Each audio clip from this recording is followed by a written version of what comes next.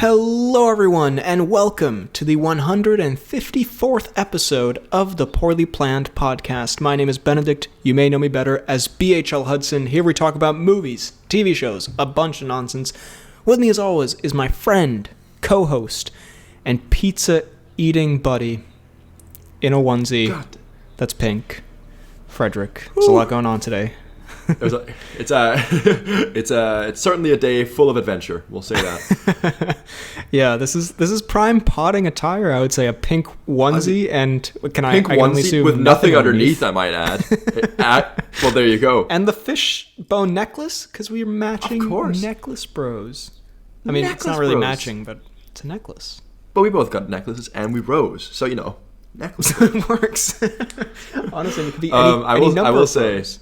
I will say there was an unfortunate incident. Oh no! In relation to this, so I was out shopping before, and I went back to my girlfriend's house, took a quick shower, put on the onesie, and her house is just down the road from my house.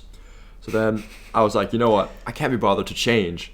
So I walked down my street in the onesie, and I had an old cider bottle that I drank the night before, that was empty, but it looked like I was a bit of a day drinking alcoholic. And then I had 3 slices of pizza in the other hand, walking down the street like that. And then I opened the bottom main door to my building, and my neighbor, who's this short Scottish man, who's very nice, but he's maybe 160 or something like that, not very tall. So I open the door, and he just looks up at me. He's like, "Oh God, that was not the sight I was expecting to see this afternoon." I was like, "That's very fair, sir." Wow. I walked away in shame. So he basically saw me as this huge pink onesie-wearing, day-drinking alcoholic with some pizza slices. So, not the best impression I'm making. If he wasn't your neighbor, I think he would assume you were a crazy homeless man who was trying to break in. It sounds like a bit of a Skinny Pete Badger type activity, just in a onesie with pizza and alcohol in hand. I won't lie, I love to be referred to as a Badger and Skinny Pete situation. You're a Skinny Pete type menace to society. Damn, that is, I can very much picture you just wandering the Sterling streets looking like a GTA character. Very peculiar. Just got out of the freshest fashion store. I have an anecdote as well. Not as unfortunate. In fact, very pride-inducing, I think I should say. I think you and the pod fans will be like, man, what a cool guy BHL Hudson is. But basically, I'm back at college, and film class, which is what I'm studying, so I guess all class has started up again. And of course, on the first day back, last year, they were like, everyone say your name and what's your favorite movie? And I was like, wonderful, this is film class for kindergartners, I see.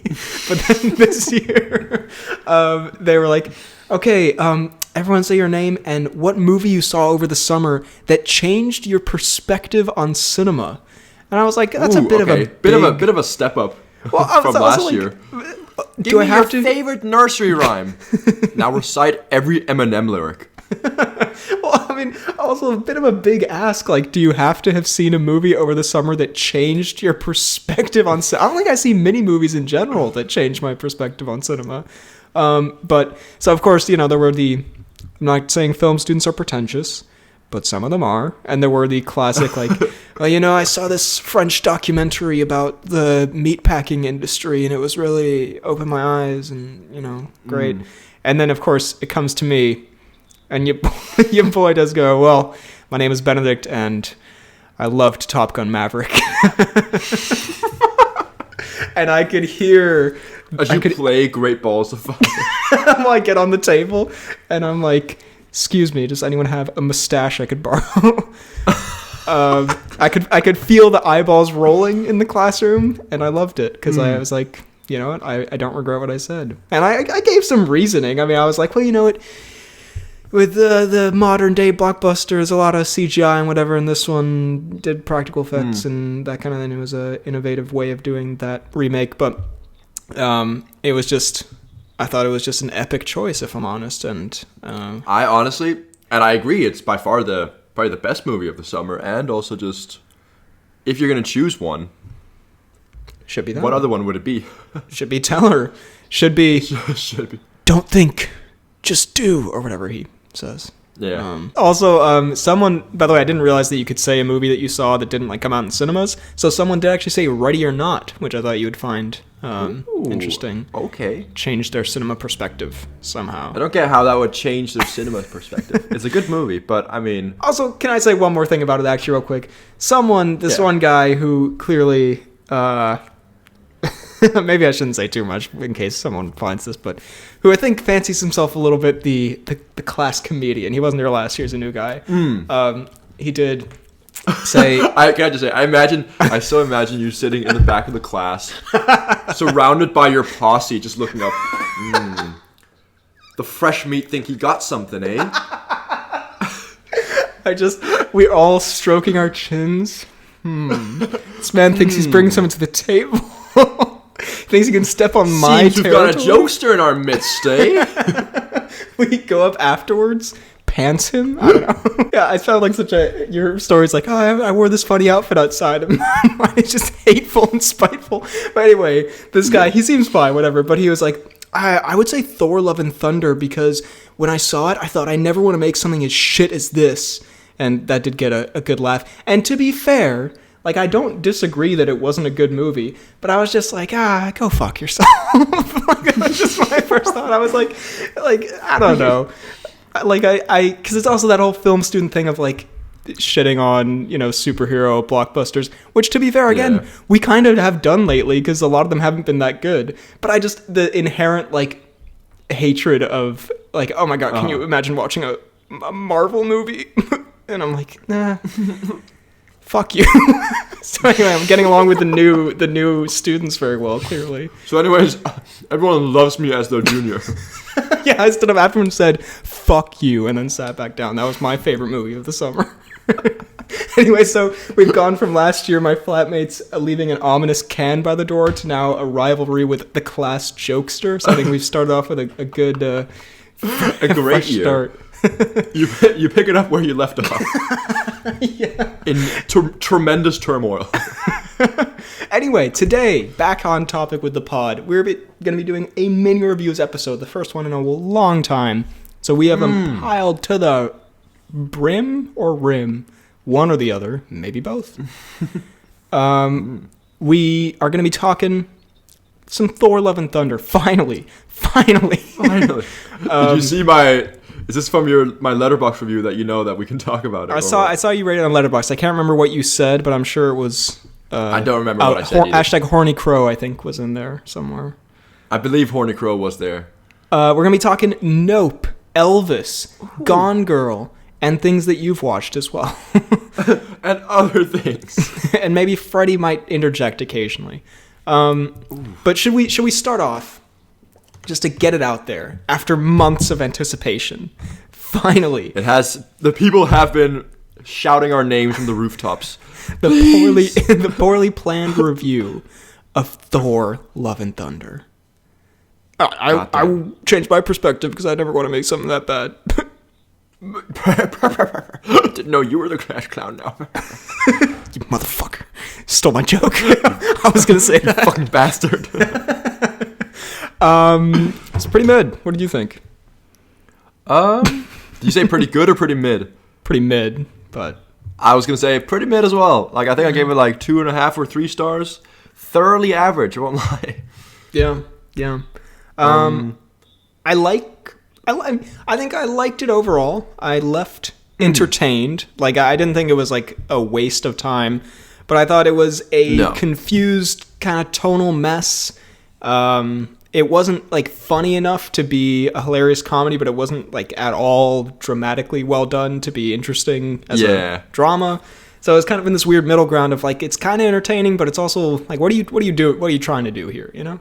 It did seem a little confused because there were so many like jokes, and every like seemingly heartfelt moment was interjected with jokes that were just, as you say, kind of mid. So it just, again, it is the second best Thor film out of 4, which says a lot, but I would actually say it was probably the third best. I rewatched Thor 1 as of late, and it's actually not that bad. It changed my life. Controversial. Yeah, so what movie did you watch over the summer? Thor 1 really opened my eyes to cinema. What if I'd unironically said Thor Love and Thunder, and then that guy still just like slam dunked me with his great meme? That would have been... Anyway, sorry, I've really hung up on this. Clearly. Or you could have made him feel really bad and said... And you said it after he said, what a joke. It's like, well, actually, my late grandfather worked on Thor Love and Thunder, and it's watching that movie really felt like I was part of my great-great-grandfather's experience. It brought me closer to him, and I also never want to make something that shit again. What do you think of the CGI in general? It wasn't horrible, but there were moments. It wasn't horrible. I mean, there were moments that were not very good. I also... Yeah, there are definitely some decent moments, but also some very, very bad moments. It was, like, I think it tried to be as colorful as Ragnarok almost, but with, I don't know, because the colorfulness of Ragnarok and that whole planet they were on is what made it work, I think. Whereas this one, they're kind of, like, making everything very colorful without having the proper justification behind it. I was like, okay. Thus making the CGI a little bit strange, I thought. Yeah, I actually thought I also don't get why they had the two goats with them all the time. No, well, that was an obvious kind of... You know how Disney movies and Marvel movies will kind of have the, like, pet sidekick or the baby sidekick, Baby Yoda, Baby Groot, some little animal, like, sort of like the marketable thing / funny meme of the movie. I think that was meant to be that, but they didn't really... Lately, actually, we were talking about it, he said something about how they could have, like, very easily worked the goats into like the final part of the movie and given them a point. And I was like, oh yeah, that would have been a very easy fix. I can't remember what it was, but yeah, no, it wasn't crazy about that. I actually thought the best looking part of the film was that black and white planet where there was no color. Yeah, exactly. But yeah, there were only like a few moments that made me laugh really hard, and the rest were kind of chuckles. I think the Honest trailer made a good point where they were like, it has the joke rate of Family Guy, and it kind of does. Like, it sort of just is like like a constant. It's constant. Random memes. We have to touch on the Horny Crow, of course, as Horny Crow would love. Yeah, a lot of like, maybe not a lot, but like the weird cameos that were there were. I mean, I didn't love Matt Damon. Very strange. I totally forgot he was. Well, they did take jokes that worked in Ragnarok and kind of play them a little too. Kind of play them out a little bit. I mean, I did kind of enjoy his like nuttiness as just like douchey playwright when he was trying to write a tragedy about the children being kidnapped as they were being kidnapped. That was a very Damon moment. And yeah, then the Horny Crow, very strange. I did not realize that all the gods would be such assholes. And I don't know, like I found it a bit weird. And how obviously didn't end up killing him. Spoilers for Thor Love and Thunder. But how he, like, seemingly just, with one little thing, just kills Zeus, like the mightiest god of all. Like, okay, yeah. Kind of strange. Well, the whole thing, I'm not a big proponent of, like, it all has to be in a continuity and they all have to reference each other in the MCU. But, again, I was talking to Lele and he made a good point of, like, it just completely ignores that it's part of like a universe with like, some consistent characteristics for characters, some consistent storylines. Like the whole plot doesn't make any sense, especially in the context of the larger, like why hasn't any of this come up before? Like a well where you can make a wish or what, yeah, it was a bit of a mess. I think it's fair to say. And there was one other thing. I mean, Christian Bale was pretty good, I guess. I thought Bale was a decent villain. They just didn't give him that much to do. No, like, and he kind of... I saw like on like Instagram, I saw like a guy who was sitting there doing an angry nerd boy rant, which was a little bit sad, but at the same time, he made a good point. Where it's like same time, it's in what like in a 5-minute reel, he did make like he was sitting there being very angry, but he did say like at least like in the comics that the what's the guy called Gore? Gore, yeah. Yeah, Gore is like portrayed as like one of the scariest dudes ever. You see him like kill multiple gods and stuff like that. Whereas this one, I think it would have made him a bit more menacing if you actually saw like one or two scenes of him like just before he gets to Thor doing a bit of ravaging, bit of god killing, Like the one he did was Sif, and that was kind of just like a joke. Like, yeah. Yeah. The one other thing I'd say about it is I watched the behind the scenes documentary on Disney Plus, and I just thought it was funny that they had a whole segment about how sad Chris Hemsworth was about getting super swole. Because there's this whole thing. It was like, because everything about those documentaries, like, this was the best experience ever. I had a great time, and it was just kind of refreshing, really, for him to be like, yeah, my body hurt a lot. I didn't enjoy doing this. Like, I didn't enjoy getting this big. I'd never get this big again. Like, I'm out of here. And I was like, it was a refreshing bit of honesty of like, yeah, they act like, oh, I did the diet and it was all good. And Chris Hemsworth was just like, yeah, like my body just hurt all the time. Being swolenormous was very difficult, which I imagine it was. So good for you, Hemsworth. But yeah, a bit of a mess overall, I think we'd both say. Yeah, overall, bit of a mess. Yeah. Do you have one you wanna hit? Ooh, okay. Just a quick one. But yesterday, I did in fact rewatch with my girlfriend and one of my friends. Get Out. Ooh. I am in semi preparation for Nope, which I've not seen yet, but I really want to. But God, I forget. Like, I know it's a good movie, but rewatching it, like, this is like maybe the 4th or 5th time I've seen it. It gets better every time. Like, even though you know the plot, it's like you're sitting there like picking up on smaller details you maybe wouldn't have seen before. So it's so well made. Yeah. So, and I love sitting there seeing the reactions of the other people, like, oh, what? No way. Like, just like the kind of like growing unease that film builds, and it's just, it's so good. And just sitting there fist bumped when Rod showed up. It's a good time. Yeah, no, I'm actually working on a video right now about all 3 of Peele's movies and kind of the meanings behind them. A little bit of a different thing from BHL, but yeah, I kind of went more in depth on the like political, sort of social political messages of it, but also just as a badass. It's not even horror really. It's kind of horror thriller action movie. Yeah, because I mean it's done way differently than a lot of other horror movies, and like also the end of it. Yeah. So good. Does everything, like the people I've watched it with, they're like, oh, it did end quite quickly, no? Like we were waiting for him to like make a mistake. I was like, but that's the beauty of it. He does exactly what you want him to. Yeah. Brilliant. Yeah. One of the best Woodies, truly. Truly a great Woody. Do you think you're going to watch Us again in preparation for Nope? For the Nope? Probably not. Probably not. Yeah, it's not as rewatchable.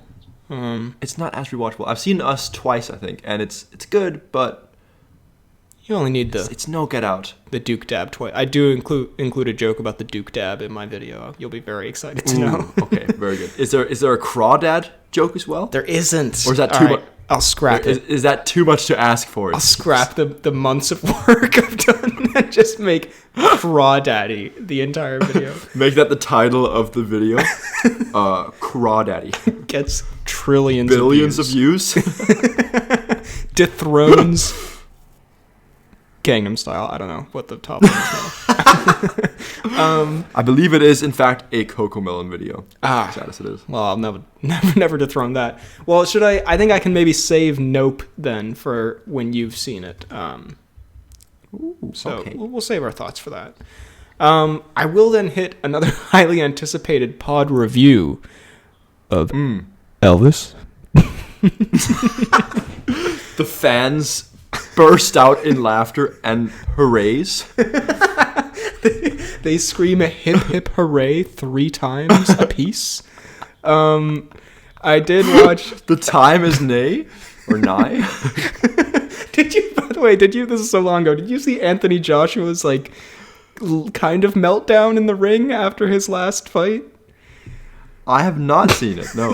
I mean, I shouldn't laugh because it was kind of like slightly concerning, but he had a little bit of a breakdown and like he was kind of rambling and everyone was kind of like, this isn't great. And then at one point he goes like, now everyone in this arena, I want you to say hip hip hooray for his opponent who'd just beaten him. And it was like, I don't know, the most bizarre, like The Office type moment I've ever seen in my life. It was very confusing. But anyway. Poor Joshua. Yeah, I did hear he had like complete freaking meltdown, which is, wasn't great. But anyway, Elvis, as I was saying. It was Elvis. I really liked it a lot. It was I think I saw it with Papa Hudson big Elvis man. I mean, average Elvis I man. was just gonna say Big L. I think he enjoyed it as well. I think he was a little taken aback by the style of it, as was I, which is like, it's a Baz Luhrmann film, which I knew going in that he was like famous for some stuff. I've got no clue what that means. Have you seen the Romeo and Juliet movie with Leonardo DiCaprio? I have. I believe we watched it together in English, right? We did, actually. And The Great Gatsby movie and Moulin Rouge. But basically, he has a very specific style of editing and kind of this very crazy pace edit, CGI, crane shots, all this like wild shit. It's hard to explain, but if you watch just like one scene from it, it's insanity. Like, it's like just this crazy style, and it doesn't stop for the whole movie. Like, it's just constant movement and edits and weird shit going on. It's like 2.5 hours. So that can get a little headache inducing at times. So I was completely turned around. But at the same time, I appreciated that it was a different style for telling this kind of story, because we've seen all the, like, Bohemian Rhapsody and that kind of thing, and it's like standard, musical biopic, and this was at least different. And I actually thought the style reflected, because it kind of goes into how Elvis's life devolves into this show business horrible kind of circus nightmare, This kind of chaos. Yeah, it kind of reflected the chaos around his actual life, but it was very good. You're such a film student. Such a film student. I should have said Elvis in that Very class. impressive. Damn it. God. Damn it. But Hanks was great as, some may call me the villain of this story. Some may call me the villain of this story. But I'm only... I say. Hanks. What does he say? I don't know. But I'm only Tom. That's the big reveal at the end. They're like, what's wrong with his manager? He's really suspicious. He goes, I'm Hanks. Exploding credits. He explodes. The Boys style. Exploding Hanks. God, that sounds like an awesome death metal band that Hanks would be part of. That sounds like a Loaded Diaper song. Exploding Hanks. I feel like if Hanks exploded, Noodles would come out. Is that just me? I feel like if Hanks exploded, it would just be completely like neon green blood. If Hanks exploded, there'd be no blood at all. It's like he's a balloon. It's completely hollow. Just pops. By the way, did you know... That's why Hanks is so scared around thorns. Because if he gets stabbed, he just deflates slowly. But he was very good. Austin Butler was great as Elvis. And it's just...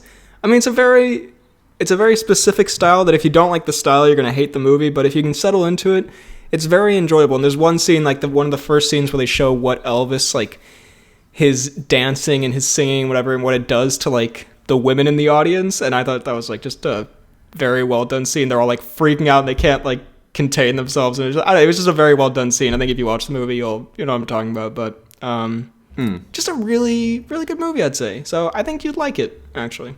Nice. Okay. I do want to give it a watch. I also want to watch the Elton John Rocket Man one. I still haven't seen that one. That is also a good one. You got so much to catch up on. I want to watch both of them. Watch them at the same time. 2 different screens, one brain.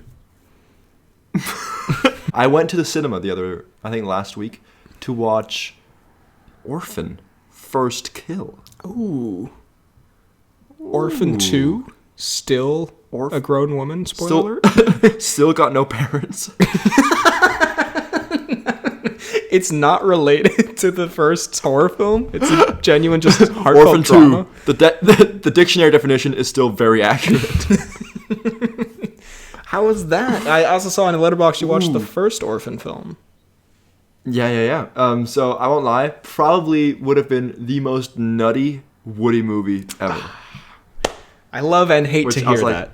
Explain. I sat there, I was like, God, because I loved him, like, the people I sat there and watched with, like, we had such a good time. I was in there. If I had my podcast co-host here as well, it would have been endless banter. I miss the Woodies. God, I miss the Woodies. But very soon. There may be one soon. Stay tuned, ladies and gentlemen, as if they care. We may hang out sometime. Stay tuned. We may or may not hang out. The audience is jittering. A play date may be in the works. But what's so nutty about it? I have to know. Well, okay, so it's basically, I forget, you haven't seen the first Orphan one, have you? No, but I know what happens. I've seen bits of it. I get the gist. Yeah, so like, again, spoilers for both of these movies, I guess. But yeah, she's basically like she's got this form of dwarfism. So she's like she's like a 30-year-old woman, but she looks 10. And yeah, that's how she kind of like fools people and is a complete psychopath. But also kind of like in this one, she's almost like in the first one, she's definitely painted as like, you know, the bad guy, the main antagonist. But in this one, it's like you get a bit more sympathy for her, whilst also like, which is both through like what she does, but also the things that happen around her, because some of the stuff that happens is just so completely and utterly stupidly insane. It's so like, because I mean, do you mind if I spoil this, or are you gonna watch it? Nah, you can spoil it. Go for it. Okay, so basically, this is like it's a prequel to the first one, where this is like she gets adopted by her first family after escaping this insane asylum she was in, right? And she gets adopted by this family who were like a girl, like they had a girl similar age who died not too long ago, so they adopt. Oh no, sorry, what? That's completely wrong. What I said. Oh, sorry, that's a book I'm writing on the side. Sorry. Sorry, God, I leaked some of my own great work there. Sorry. So she looks up after escaping the insane asylum, missing people in the States. For some reason, there's just a huge list of, you know, and then she finds a girl who she looks practically identical to, right? And then the woman flies out. She says she's been kidnapped for 4 years. The mom's like, "Oh my God, sweetie, come home," you know. She comes home. There's a lot of tension between her and the older brother and also the mom, whereas the dad had gone down with like serious depression, and then when he saw her, his whole life you could like kind of flare back into, you know, into fruition. And then, you know, there's like she does a few things, like she's clearly like an older woman in like looking as a child, so it's kind of like there's some uneasy stuff. But then out of nowhere, it's revealed that like, so there's this police officer who's basically like tailing her because he doesn't think that she's the girl who's been found. He like suspects that she's like an imposter, right? So then she goes, kills that police officer, and then all of a sudden the mom walks in, right? And then it's revealed that the mom and the brother killed the girl who's supposedly missing. I see. It's like the most insanely stupid twist, where it's like, so they've been like pretending that they think that she's like their girl, whereas they killed the actual girl who was supposed to be missing. So they were all just very awkwardly strange. sitting there knowing that they were all Yes, the brother and the mom. I was like, why are they so awkward around her? But then it's revealed that they literally killed her. Oh my God. And then a horrific scene where she tries to blackmail the brothers, like, I'll tell everyone you killed your sister. He's like, he walks up, you ain't got no say. And then he, like, in the most childish Gambino-esque way, he just looks at her. And it's the thing is, it's not meant ironically in the movie, but it comes across so funny. He just looks at her and he goes, "This is America." No. And then he busts into the full dance routine, I assume. And yeah, like and then the ending, like I won't go into too much more detail, but like the ending is just, it's crazily stupid, and I think you would enjoy watching it, especially knowing how nutty it gets.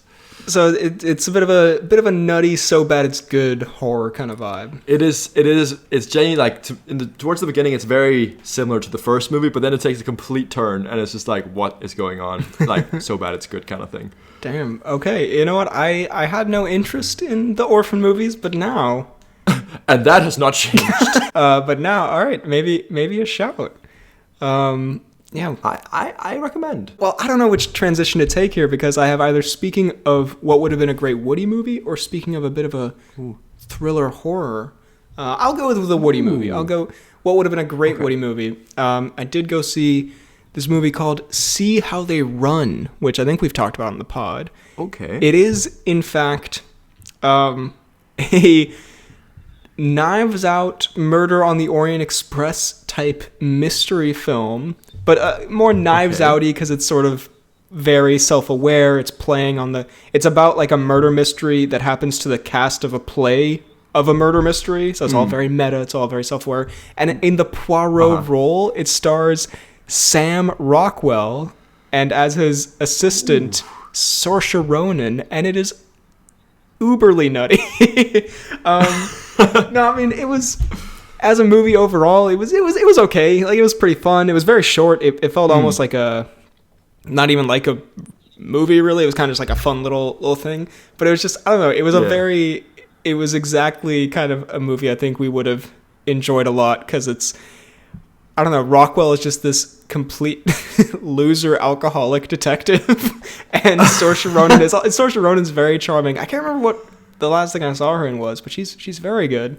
And it's just a cast of like just idiots and kind of like bad people and just fun characters, and I don't know, it was very enjoyable. Yeah, it was kind of Wes Anderson style a little bit. And a little bit of that like quirky sense of humor.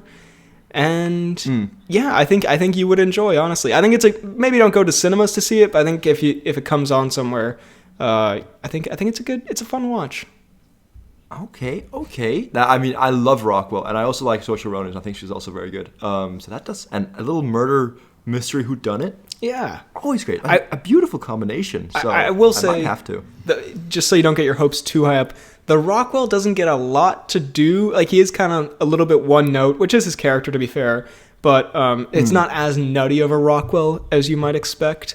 But there's quite a fun moment where he's trying to get away from his assistant. He's like, I have a dentist appointment, and then he goes and gets drunk at the bar, and then she's standing outside the dentist, which is right next to the bar, and he just walks out and like kind of looks around. He's like, oh, hello. It's a very nutty Rockwell, but yeah, an enjoyable time. So would have been a great Woody, but I guess it'll never be.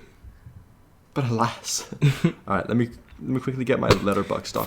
For the viewers at home, Freddy, we're FaceTiming, and Freddy just pulls the phone super close to his face. Like, oh God, what's about to happen? Oh goodness, what's happening here? I have not, in fact, finished this movie because I believe I fell asleep before the last 15 minutes or so. But because it was quite late at night, not because it's a bad movie, but anyways, me and my girlfriend, we were struggling to find something to watch. It was a tough time. And then I eventually caved and let her decide. And then we ended up watching The Age of Adaline, or Adaline. Are you familiar with this movie? It's not the one with Emilia Clarke, is it? No, it's the one with Blake Lively. Oh, I think you've talked about this, haven't you? Where she falls in like a frozen lake? I mean, what? No, yeah, she time travels and stuff. I'm pretty sure you've talked about this before. What in the world? But this is the first time I watched it. Does she fall in a lake and like time travel or something, or like? No, but it's, I mean, that's similar enough to make me believe I have talked about it before, but I haven't seen the movie before. Very unsettling moment, but okay, go for it. This is very strange. This is... I mean, I see it does star your boy Harrison, so only scary things can come from that. Yeah. Now I'm sitting here thinking, No, there's no way I've seen it before. Anyways, it's all good. Okay. Go for it. So basically, it's about... So Blake Lively is this woman before World War II, I think, or right after, like a long time ago anyways. She gets in a car crash and falls into a frozen lake, I don't remember, but either way, like, it's so cold that her heart, like, basically gets completely paralyzed by the cold. Her heart stops in the water, and then at that same moment, she's, like, the car she's in underwater is struck by lightning. And that does... This is a dumb movie we're dealing with here. I won't lie. For a movie that's supposed to be like a rom-com, it does have some very, very strange things in it. So then she wakes, like, she gets basically, like, defibrillated from this lightning. But then it also does this thing, and they try to make it, like, seem as if it's, like, a proper, like, scientific explanation. Who's, like, they bring up, like, a proper scientist, like, this guy first found out later, like, revealed in 1957... She went through this and this morphosis or whatever the fuck, which meant that she could not age a single day. Wow. So basically, like, she's, like, made immortal from that point. Like, she does not age. And then it's kind of, like, goes through her life as she basically changes identity each 10 years or something like that to because otherwise, it's obviously too suspicious. So the only one who knows is her daughter, and that is like one thing I found like kind of moving in the movie, was that she kind of like has to see, as a parent, see her daughter grow older and older, like, and eventually like she's like almost in a nursing home towards the end of the movie. Again, I don't know if she dies because I haven't finished it, but like her daughter gets very, very old, so like that's a strange thing to sit and think about. And bit of an Interstellar. But apart from that, very, very Interstellar. So that part of the movie is actually quite good. But otherwise, there was Dario Naharis from Game of Thrones. He is seen as the current love interest, and I've never seen a man be so difficult to, or like have such a hard time taking any sort of hint, because he's basically rejected possibly 10 times until he basically just like forces his way into her life. Oh my god. And then the ultimate nutty twist, after they start, dating a little bit, they go to his parents' house, and it turns out like 40 years ago, she dated his dad, who is in fact Harrison. No. And it's just the craziest, most fun thing, because Harrison is sitting there because he views her as the one who kind of like got away, and he sits there and absolutely just gets completely aroused by the thought of her next to his wife. He's sitting there like, God, she was one of a kind. She was the most amazing woman. And his wife's like, Harrison, what in the world? Mr. Ford. Oh God, what a Mr. twist. Ford, what's going on here? So very, very kind of like nutty, but also like huge dick move from Harrison. But otherwise, I haven't finished the movie, but a decent movie. Not one I would recommend, I don't think, but an interesting watch. Damn, I hate it when it turns out I dated Harrison Ford 40 years ago.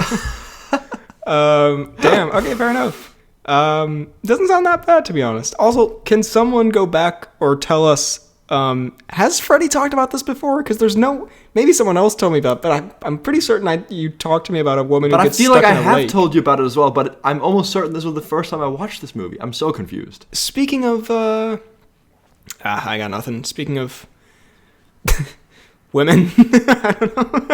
There's a woman in both movies, I don't know. I did watch, for the first time ever, Gone Girl. And it was amazing and intense and crazy. Have you seen Gone Girl?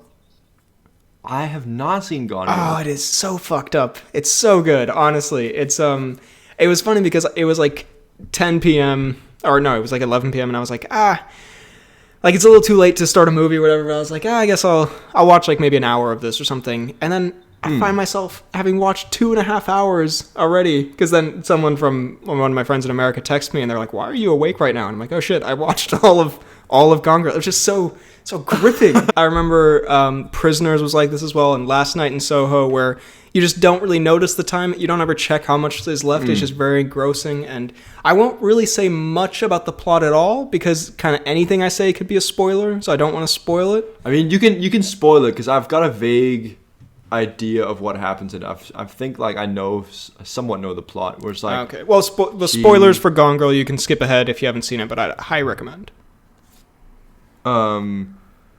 So she basically fakes her own death, no? And like, yeah, well, but the thing is, for the tries to frame him. First bit of the movie, it's unclear. Like you like Affleck, but then there is a moment there where the movie kind of convinces you that he did do it, and you're like, ooh.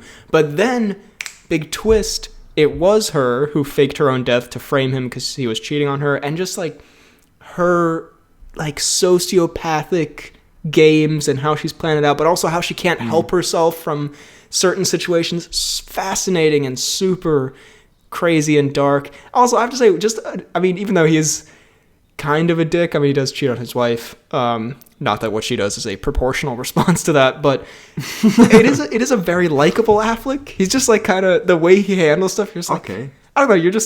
It's just a likable Affleck. And his sister's a great character. And I don't know, and they get this like attorney played by Tyler Perry, who's weirdly very good in this.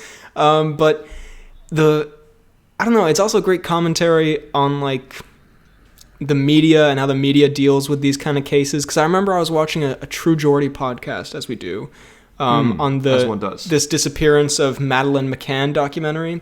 And I remember him and Lawrence were saying like, the parents, like they don't look sad, they're not crying, they look really like they kind of look guilty, and this movie kind of parodies that a little bit, where it's like, I'm not saying anything about the McCann thing one way or the other, but they're saying like the media will say all this stuff like, oh, he looks so happy, or he doesn't look sad enough or whatever, when they have no idea really what's going on. And it was just a really good look at that. And also, I guess I can spoil, there's one big kind of moment that's, I mean, it's horrifying and it's a crazy moment, but it's also a little nutty. So I don't know if I should spoil it. I think you should spoil it. Well, I mean, it's super horrific, but also Neil Patrick Harris is in this movie. And oh yes, he is. I think I know where you're going. Well, he's like obsessed with the Ben Affleck's wife. I can't remember her name, Rosamund Pike. And so she kind of tricks him into taking her in, and then she also ends up like framing him for all this horrible stuff. But basically, to kill him, she starts having sex with him, and then at the exact point of orgasm, she slits his throat, and it's like super horrible and violent. But also, just because it was Neil Patrick Harris, and I've been watching a lot of How I Met Your Mother, it just did also make me laugh. It's definitely something that could happen in How I Met Your Mother. A classic Barney story. So Barney, what was your last date like? Just horrific flashbacks. Anyway, have you met Ted? No, but genuinely an amazing film. Super gets you thinking, keeps you totally hooked. Super fucked up ending too. So I would highly recommend. I think you would enjoy it as well a lot. I see. I do really think I'd like that movie. I've heard a lot about it. I've been meaning to watch it a few times. I've just never really gotten around to it. But absolutely, if it's a likable Affleck and a cut-throated and a Harris, pantsless, bleeding Harris, then is there anything right after ejaculation? There's nothing I can think of that sounds more appealing. I'll absolutely give it a watch. I will say, I believe it's time for you to roll that intro. Oh, okay. Hope you roll it. I hope the audience enjoyed that dead air that was just there. What a great intro that was. I'll look forward to see what you've done with it. But anyways, I've been watching a lot of Hunter x Hunter once more. And the latest arc, I don't remember how much it's been like a little bit of time since I last talked about it, but I don't remember what exactly I had said last time, but I've been watching the Chimera Ant arc, and it is so incredibly dark and also so incredibly awesome, the things that go on in it. I won't, and like such a like weirdly like, I mean, I'm gonna spoil it slightly, although I doubt you'll watch. But like basically, like the antagonist, he's like the most powerful being in the planet ever. But he gets infected by this like nuclear bomb, so his cells and atoms slowly start like degrading, and like he's poisoned, and there's like he's got this like slowly decaying death in front of him. And he's just like such a powerful being, and he's like he looks down on everyone, but at the same time you can't help but feel slightly sorry for him, because like the only thing he wants to do in his last moments is to like play this like Japanese type of chess, I guess you could call it, with this blind girl who he's like weirdly fond of, and it basically like ends in this like person you're supposed to really hate because he's just like he's evil, but ends with him just like in a very very like pitiful state that weirdly like just hits you hard, and you almost get sad that he's died. But some of the things that happen in this arc is just so dark. Like millions of people are like killed. It's a strange thing, but a very very good show. So I've gotten pretty far in that one, and then Hunter x Hunter, very good. Another show I've watched is called Made in Abyss, which is a completely different tone, a lot more lighthearted, I would say, and also done in a very like beautifully animated world, where it's basically there's a city high up in the sky, and then there's a huge crater that basically goes down like tens of thousands of meters into the ground, and then there's these like cave explorers who like go further and further down to try and explore and see what like lives at the bottom.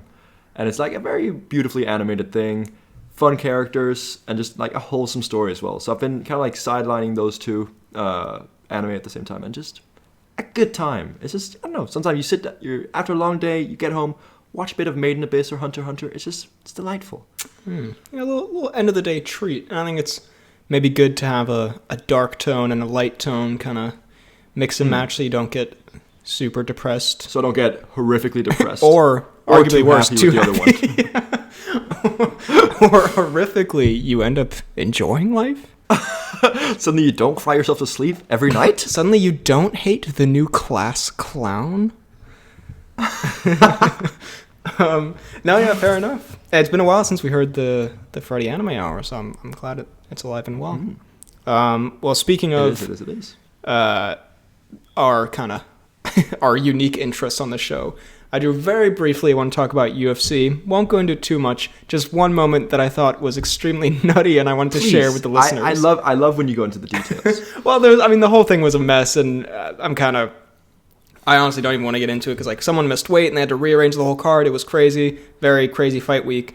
But just one completely unrelated moment on the card that I thought was absolutely hilarious. So let me just set the stage for you. So there's this guy called Jailton Almeida, who's this absolute killer. People are saying he could be a 2-division champion. He's undefeated in the UFC. He's this enormous Brazilian guy, and he's just terrifying. And he was supposed to fight the number 10 heavyweight in the world, and it was oh man, what a good step up. That's gonna be a good fight. Then the number 10 heavyweight falls out of the fight, and they have to replace him. And I didn't really follow it too closely, so I was watching it, and they were and they got his replacement. I'm I wonder who they're gonna replace for this absolute murderer. And then out walks the biggest Swedish fuckboy you've ever seen in your life. It's this just Swedish dude, and I laughed so hard because it looked like someone we would have gone to school with. He honestly really reminded me of who I know isn't Swedish, but just this guy we went to school with. What's this guy's name? I can't remember his name, but I'll tell you. I'll find it. Jailton Almeida. What was his last fight? You can look at both of them. You can look at Jailton Almeida and then look at Anton Turglaj. But basically, he walks out to some song that he clearly finds, hilarious for the walkout. I don't want to laugh at this man's fighter name, but it's his fighter name. Anton the Pleasure Man. That's what I was building to, because he walks out and it's who is this guy? Who's this random guy? And then he's his song is Girls Just Want to Have Fun or something. Great meme there. And then the commentator's he says he got into martial arts so because he was stealing everyone's girlfriends and he got into a lot of fights for it. And then Bruce Buffer's announcing him and he goes Anton the Pleasure Man. And I'm oh my god. Just because he's just juxtaposed to the scariest man in the UFC, and then it's just some dude we went to high school with. And again, fair play to him. The Pleasure Man. I'm sure he's. And what was the other guy's name? You said the scary Jailton Almeida. Just his name sounds like he's a fucking terrifying guy. And all respect to this guy, anyone who fights, respect for the bravery. And I'm sure he's great. He went up against a really great guy, but he just got absolutely ran through, and it was. After that whole walkout and everything, it was just kind of funny to watch. I see. Yeah, this guy looks kind of scary, won't lie. Yeah, so if there's one guy whose girlfriend Anton probably can't steal, I'm going to say... it might be Jailton's. So anyway, that was just a great moment during that. I would never look at myself again if I got beat by a guy who calls himself the Pleasure Man. Yeah, but also I ended up kind of loving him. Was a Pleasure Man knocked out, or what happened? I think he got submitted in the first round. It was, there was just it wasn't even a fight. Which again, he stepped it on short notice and everything, but it was mostly just funny because it was just there was such a 0% chance he would do anything. It was as close to 100% chance of him losing that fight, and I was just it just played out exactly like that. But yeah, anyway, respect to him. But I look forward to your next fight, honestly. You won me over, the Pleasure Man. You won me over, the Pleasure Man. I'll be following your career very closely. Also, my last one is one I guess we can both talk about real quick. Yesterday I did catch up on the latest episode of House of the Dragon. And if we could just talk real quick, spoilers about the surprise incest. I was watching it thinking like I was gonna come on the pod tomorrow and be like, Damon, he's kind of a cool guy. Like they're kind of having a wholesome time. We're kind of having a wholesome time with the uncle. And then they just start fucking, and I'm like, oh no, then. Oh goodness. No, Matt Smith. So classic Milo moment here.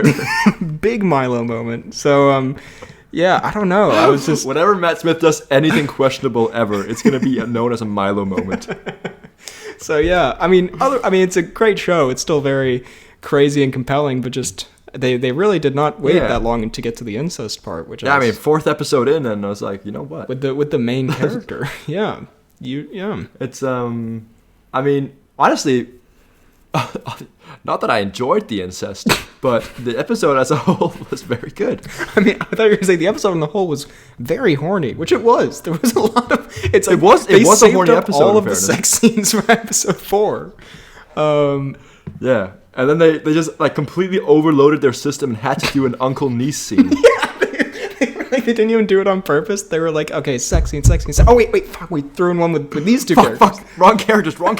Also, I thought it was hilarious watching the hand guy trying to explain to the king what happened just super slowly and awkwardly. He's like, so your brother and your daughter were seen at a pleasure house. And just like kept going. What are you saying? They were Otto? They were fucking, my lord. I'm sorry. My king, I'm sorry. He was doing the dance no pants. Just the disdain of they were coupling. Yeah, they were coupling. What a joke. Milo moment. I'm so sorry, sire, but I'm afraid I'm going to have to report a big Milo moment in one of our brothels. He cuts his head off immediately. Also, I like how he immediately just freaking takes his hand off the king position away. He's like, yeah, you should not have told me that. You dare tell me about a Milo moment? You're relieved of all duties. Somehow this is your fault. Yassine was like, he looks worse and worse. And I was like, yeah, he's getting more decrepit every episode. Like, that king he's not going to make it. He looks like a bag of shit every time we see him now. Like, doesn't he just look worse and worse? Well, he does, but he's got, like, some disease, no? Oh, yeah, I guess he does. That's fair. Also, like, I mean, his wife died and his brother fucked his daughter, so, like, it's not... Yeah, it's tough times in Schmittsburg, as they put it. Tough time in Schmittsburg. But so far, really good, though, besides all the things we just said. It's a really good show. Very, very good show. Yeah. Go on if you have your final one. Ooh, I mean, it's a bit of a stinker one to end on because it's not actually a proper one, I guess you could say. That's all right. We got Cnews. I've been watching... You said that, like, the top Cnews is definitely, like, the cure to cancer. Oh, that's okay. We've got Cnews. Oh, in that case, I'll say whatever the fuck I want. I will say I've been watching a little bit just on the side because my girlfriend's been watching it. So whenever I'm like sitting on the couch at her place, she'll be watching a bit of Lucifer. And I'm watching a bit of it as well. And goddamn, like I really don't like Lucifer. Like the guy who plays him, he's so strange. Like it's like. So it's basically like he tells everyone that he's the devil, but no one really believes him. Yes. But then he keeps like just acting as if he is, or like I mean he is, but like he keeps being like there's this like detective case, and he keeps being like, well, father, like he never really liked anyone when he created Earth. I was like, you must sound like the weirdest dude to someone who doesn't believe you. Like shut the fuck up. Yeah, I really wish some character in the show would be like, what the fuck's wrong with you? Get out. What are you doing? Fuck off. And also like he tries to do these like witty Sherlock Holmes-esque one-liners that just always are so awkward in the moment. It's like, and then out of nowhere he'll say something completely like outlandish. The rest of the time it's just so like it's so cringeworthy, some of the things he says. Like he really tries to be this like suave debonair dude who's like, oh, and then like it's just I don't know. I just sit there and cringe so hard at a lot of the things he says. But I mean, I don't think I'll ever really watch it, but it's amusing to sit and watch on the side and see like his random quips. Yeah, no, I actually was in a very similar situation a few years ago because my girlfriend at that time loved Lucifer. Thought she was the devil. She was like, "Father never really enjoyed your people." I don't know if that's some weird racial connotation. Sorry, that was not my intention. So naturally, you kind of watch a few episodes, out of camaraderie, and it's just like, yeah, not my kind of thing. I don't know. I didn't love it. I did think he was a little bit annoying and weird, and you're like, we get it. You're the devil. Congrats. Congrats, bro. Well, with all that said, it's now time for the Timecodes.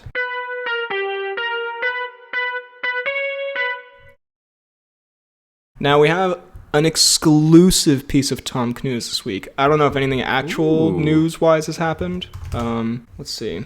Tom Cruise. Oh my god. There is a crazy... Alright, we're doing 2 pieces of Tom Cnews this week. I don't give a fuck. But we will headline it. I'm off the fucking rails. We will headline it with Cian sent in a Cnews story in which he said he was watching...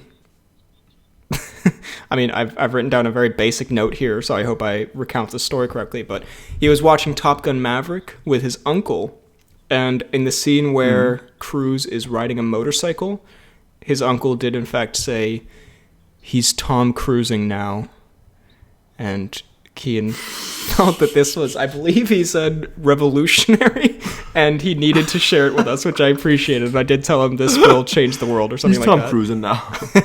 Damn, that is exclusive. So could we... Yeah, right. So if we could give a shout out to Cian's uncle for basically doing our jobs for us, because that's definitely a joke we have made in the past. But yeah, revolutionary, and some could say life-changing. And some would say very... very nice. And now I'm sorry, I couldn't pass up the chance to say this actual piece of Cruise news from Express.co. Tom Cruise forced to halt Mission Impossible filming after animal invasion. Now, I do like to imagine that this was just like 100 hedgehogs or something just stormed the gates.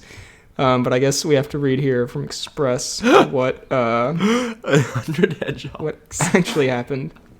Oh my god. Cruise's film shoot was brought to a halt by a large flock of sheep that managed to stampede their way onto the movie set.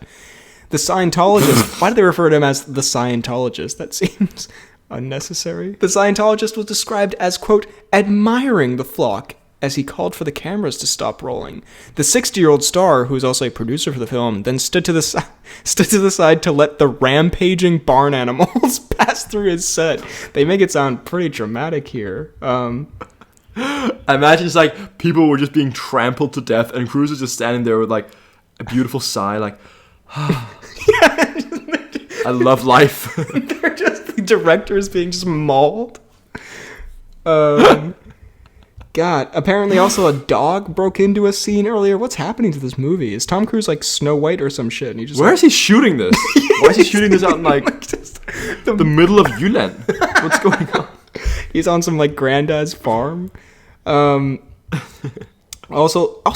again, another thing that when he did that whole COVID rant, is Cruise directing this? Because it's like Cruise stopped the cameras, Cruise did this. It's like, is Cruise a one-man set? Doesn't he have directors and people running the camera? The thing is, like he runs I feel everything. Like Cruise is like the executive producer, but at the same time, this movie literally is nothing without Cruise. So I think that's true. It's kind of like if like some footballer or athlete is like the pinnacle of like masterclass for their team. They can kind of like do whatever they want because they can't really afford to lose him, I guess. Yeah. No, fair. We're not gonna move on to the announcements and such. And some comments, first of all. Daniel says, this pod was posted yesterday, by the way. Daniel says, another really great and enjoyable episode. Keep up the great work. And that fact that Freddy hasn't seen Knives Out 2 trailer, what a joke. What a joke indeed.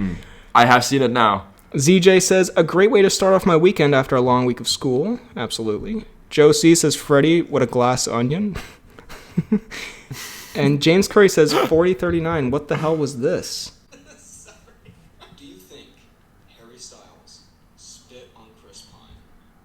keeping in mind well, it's kind of just the topic, I guess. I don't know. Sorry. Do you think? All right. Well, I'm sorry. Is he referring to your laugh or something? I don't know. He says, "Guys, what the hell was this?" I was worried I left something horrible in, like you accidentally gave away your address or said you wanted Chris Pine to spit in your mouth or something, which I decidedly cut out of the pod. Right. I mean, that was like 30 minutes of the pod. He detailed it very graphically. I don't know. I'm sorry, James Curry. I couldn't tell you. We're going to go to the fan page, see if they've posted anything. They have not. Disappointing, but I'll allow it. Couple of other announcements. By the way, I forgot to mention this, but when Cian requested for one of the episodes we do the Soulja Boy song that he does, he also says a dance may be required, and I did say Freddy would be down, so I threw you under the bus there a little bit, I guess. Is there a dance for that song? I mean, it's basically just him like swaying from side to side. Like, I guess you can improvise a dance. He also sent us a clip from the movie Bodies, Bodies, Bodies, which I actually do want to watch. That was funny, where they talk about having a podcast, and it just reminded me of The Two of Us, where one of the characters like, it's really hard to run a podcast. I was like, I feel you. I feel your pain. Yassine sent me, I can't find it right now, but he sent me a thing on Twitter that was like, the boys' moments as represented by New Girl quotes, and he said, like, I feel like you're the only person in the world who this specific niche thread was made for.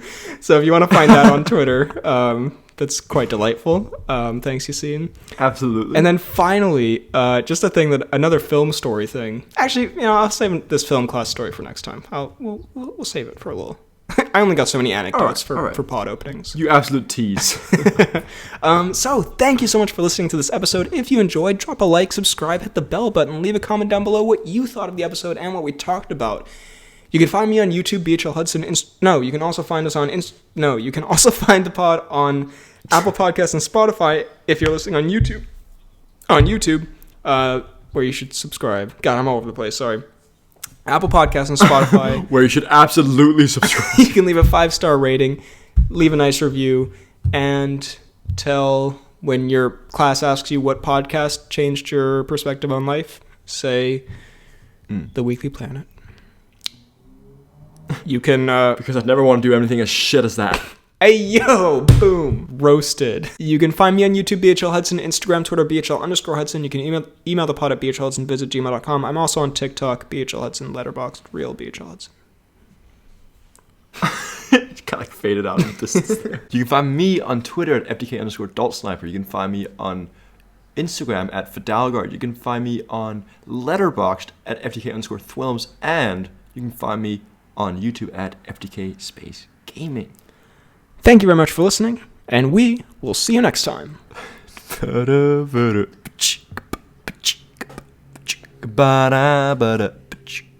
Milo moment.